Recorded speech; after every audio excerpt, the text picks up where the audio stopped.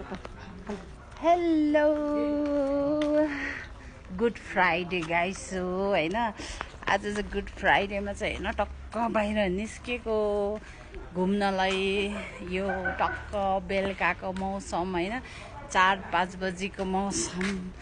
अनि के गाइस हो, म चाहिँ हैन सबैले मलाई हैन राई कुन राई कन्फ्युज हैन। अनि म चाहिँ हैन राई एवाची ओकची बानाची खाची नि है भनेको थाहा भयो होला। म चाहिँ बान्तावा राई हैन, बान्तावा राई। मेरो घर धरान 11। मेरो बाबा चाहिँ ब्रिटिस आर्मी हुनुहुन्छ।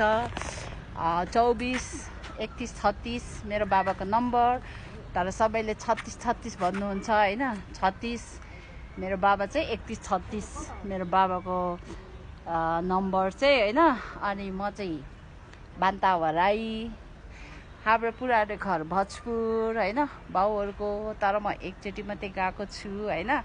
अनि मलाई चाहिँ सबै राईहरू चाहिँ आई लभ इट हैन। राईहरू चाहिँ सबै मनपर्छ, आफ्नै जस्तो लाग्छ के। अरू पनि मनपर्छ हैन, अरू पनि मनपर्छ, तर स्पेसल चाहिँ राईहरू चाहिँ कस्तो आफ्नै जस्तो लाग्छ के। लाग्नु पनि किन नलागोस् हैन।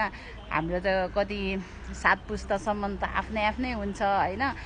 अनि राईहरू पनि राई मात्रै भन्छ क्या, तर राई लेख्दा पनि जात आफ्नो पाछा हैन। जस्तै म राई, म बान्तावा राई हैन, यसरी लेख्यो भने चाहिँ ठ्याक्क थाहा हुन्छ के। अब 7 पुस्तासम्म हामी राईहरूको त थाहा छ नि हैन, 7 पुस्तासम्म चल्दैन हैन। अनि त्यही भएर अनि सबै राम्रो लाग्छ मलाई हैन। अब चाहिँ त्यही भएर मलाई चाहिँ अब राई कुन राई भनेर जहिले पनि सोधिराखेको हुन्छ हैन। आज चाहिँ टक्क मौका पाएँ के। मेरो चाहिँ घर धरान 11 है, तल कल्याणी चोक 11। तर म सानैदेखि विदेश बस्छु हैन। तर अहिले चाहिँ म केटिएममा छु। धेरै म बसेको छुइनँ नेपाल। स्पेसल बसाइ चाहिँ काठमाडौँ नै हुन्छ, धरान चाहिँ कहिले कहिले गइन्छ हैन। अनि अब के गर्ने हैन, यस्तै हो लाइफ भनेको गाइस हो। कहिले सुख कहिले दुःख हैन, के गर्नु। तर अब यस्तै हो, आइ एम सो ह्याप्पी।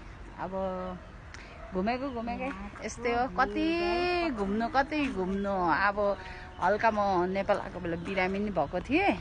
अब चाहिँ सायद हल्का ठिक हुँदैछ। त्यही भएर अब चाहिँ म ब्याक टु द अब जान्छु बाहिरै हैन। अनि त्यही भएर सबै साथीहरूले चाहिँ मलाई सोधिरहेको थियो हैन, के राई भनेर।